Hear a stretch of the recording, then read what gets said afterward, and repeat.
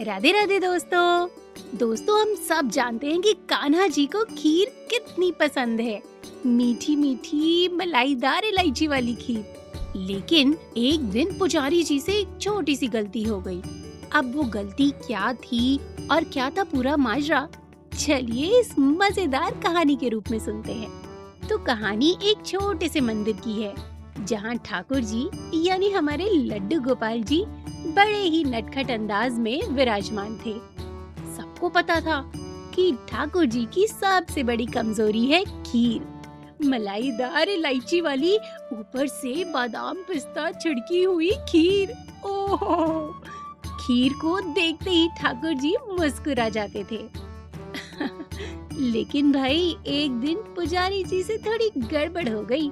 रोज की तरह उन्होंने भोग तैयार किया और ठाकुर जी के आगे रख दिया, पर गलती से खीर का बर्तन पीछे रख दिया और सामने रख दी कढ़ी। अब जरा सोचिए, जिसको मिठाई चाहिए अगर उसके सामने नमकीन रख दिया जाए तो कैसा हो। उस दिन पुजारी जी से यही गलती हो गई। पुजारी जी भोग रख के आराम से बाहर चले गए और जब लौट कर आए तो उनकी आंखें फटी की फटी रह गई। सिंहासन खाली था और ठाकुर जी अपने सिंहासन पर विराजमान नहीं थे। अब तो पूरे मंदिर में हड़कंप मच गया कि ठाकुर जी कहाँ चले गए। सब ने सारी जगह ढूंढ लिया, लेकिन ठाकुर जी कहीं नहीं मिले। फिर क्या था, सभी परेशान कि भाई ठाकुर जी आखिर गए तो गए कहाँ। बहुत ही ढूंढने के बाद ठाकुर जी मिले कढ़ी के बर्तन में।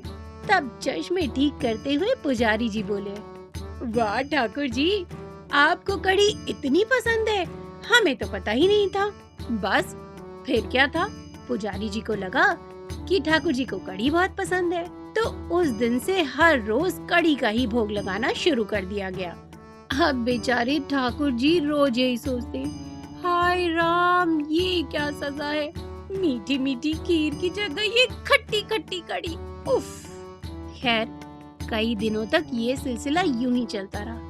आखिरकार एक रात ठाकुर जी पुजारी जी के सपने में आए और मुस्कुराते हुए बोले, पुजारी जी, मुझको तो खीर ही पसंद है। 20 दिन तो खीर को बर्तन पीछे रखो तो मैं तो खीर ही खाने जा रही हो, तो पर मेरो पैर फिसल गयो और मैं सीधा कड़ी में गिर गयो। पुजारी जी ने अपना सिर पकड़ लिया और बोले, हे भगवान, ये कैसी गलती हो गई हमसे। फिर क्या था, अगले दिन से पुजारी जी ने फिर से ठाकुर जी को उनकी प्यारी खीर का भोग लगाना शुरू कर दिया। और मंदिर में फिर वही मिठास और वही हंसी खुशी लौट आई।